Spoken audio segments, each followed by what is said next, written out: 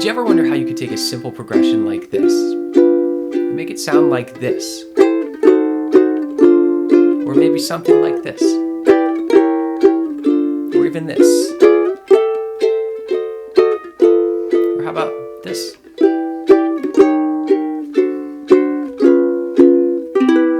In this video, I'm going to show you my 5 favorite turnarounds in the key of C. A turnaround is the last few chords of the section of a jazz standard that gets us back to the top of the form, or turns around the harmony.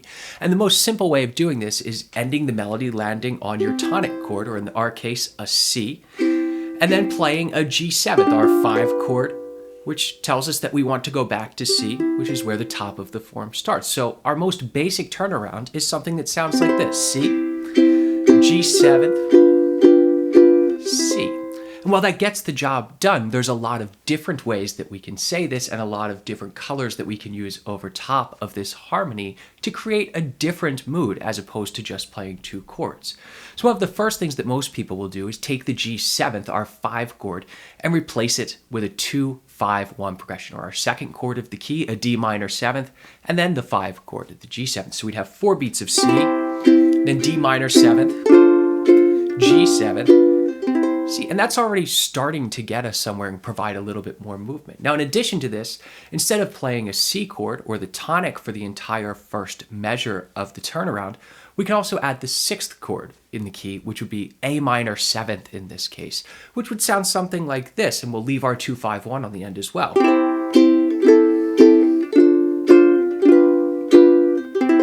So you can hear that we're still saying, hey, I want to go back to 1, but we're saying it in a different sort of way.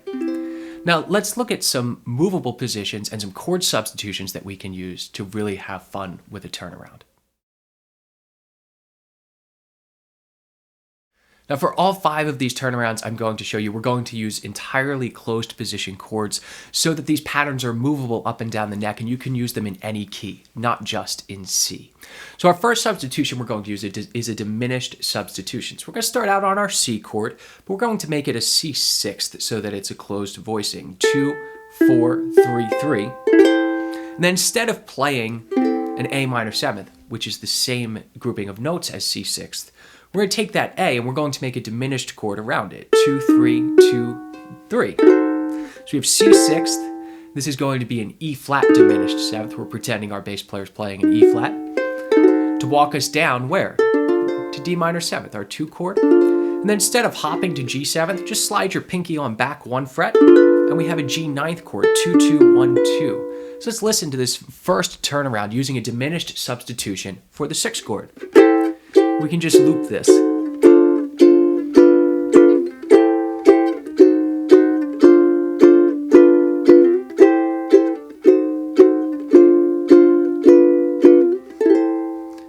Now let's see what happens if we decide to take that diminished chord in a different direction. In this next turnaround, we're going to make the harmony go up the fingerboard instead of down. Again, just using a diminished chord. Diminished chords are always working as movement chords. They want to take us somewhere. So we'll start out in this C6th again. And then instead of making a diminished chord down here, we're going to go up a fret to a diminished chord. 3, 4, 3, 4, which is going to give us an A7 flat 9, which is pointing our ear to D minor 7th, straight across the 5th fret. We're going to play G9 again, but here's a new voicing for it. 4, 5, 5, 5. Now this A7 flat 9, this A7th tells me I want to go to some kind of D. It's our dominant chord, our 5 chord in the key of D, a secondary dominant. So we end up with C6th, A7 flat 9, D minor 7th, G9. And again, the names don't matter. These are all saying the same thing in a different way. Let's try this one together a couple times. 2, 3, 4.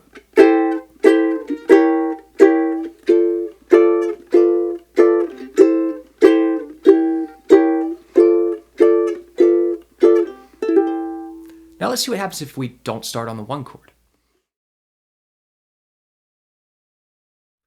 We don't always have to resolve directly to the tonic chord, to our C. We can delay that resolution to this sound that everyone wants to hear. We can do that by using another closely related chord in the key. In our case, we're going to use the 3 chord, an E minor 7th. And this is really just a C major chord without a C in it. We're even using the major 7th from the key and the 9th from the key. So if your bass player played a C under this, it would still sound like a C chord. If your bass player played an E under it, it would sound like an E minor 7th chord, and either would work. And we're going to take this E minor 7th, 4, 4, 3, 5. We're going to go to that A7 flat 9 again, that diminished chord shape, 3, 4, 3, 4. Remember, this is pointing us to some kind of D minor chord. But in this case, it's going down the neck, and I kind of want to continue that movement. So I'm going to go to 2, 2, 1, 3, my regular D minor 7th, and then down to G7 flat 9, that diminished chord shape again, but now on the 1st fret. 1, 2, 1, 2. And note, this is the same pattern, the same chord shapes, just walking on down the neck. So we can do 2 beats apiece. Try this with me.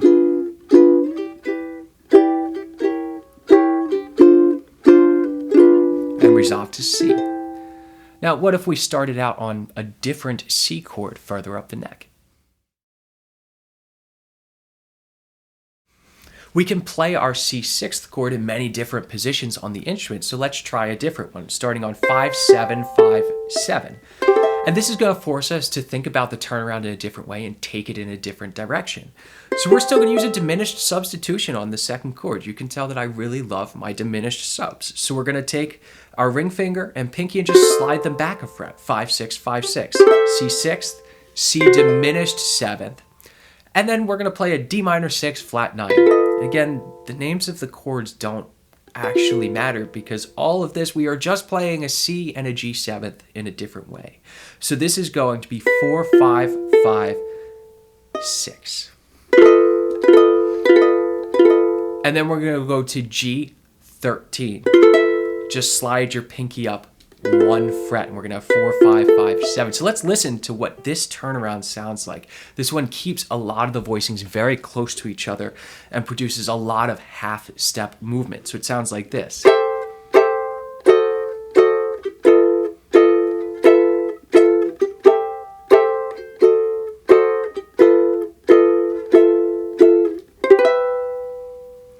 Let's look at one last option for a turnaround. As we heard in that last turnaround, it's possible to really start to change the harmony to provide a lot more tension in here. And we have the opportunity to use a lot of chords that we might think are not in the key and not appropriate to use when we see C to G7th. But there's a lot of different ways we can say the same thing because ultimately our goal is just to play something that gets us back to C.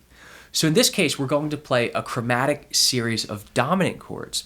Remember we had started on our minor 3 chord, our E minor 7th. Well, we're going to turn that into a dominant 7th now. We're going to play E7th on the 4th fret, 4, 4, 4, 5. And then we can think really hard about why this works, but I want you to just try it first. I want you to play E7th, slide it back a fret, E flat 7th, D7th to the 2nd fret, D flat 7th,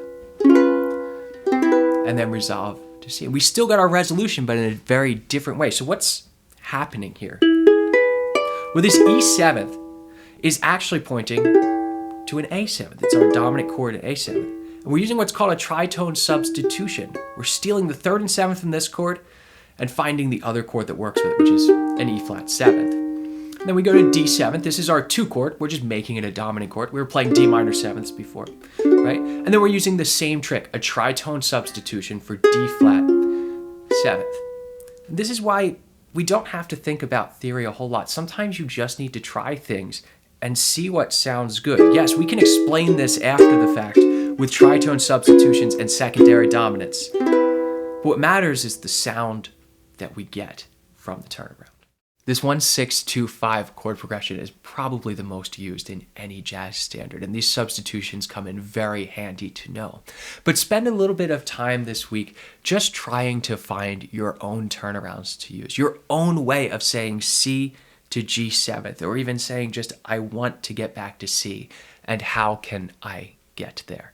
If you'd like to dive deeper into jazz harmony and theory, join me over on the Tim Ann's Magic Ukulele Club, where we take all of these concepts and we put them to use over top of one jazz standard per month. In addition to that, we also have a music theory section that breaks down many of these concepts that I've been talking about throughout the video so that they make more sense.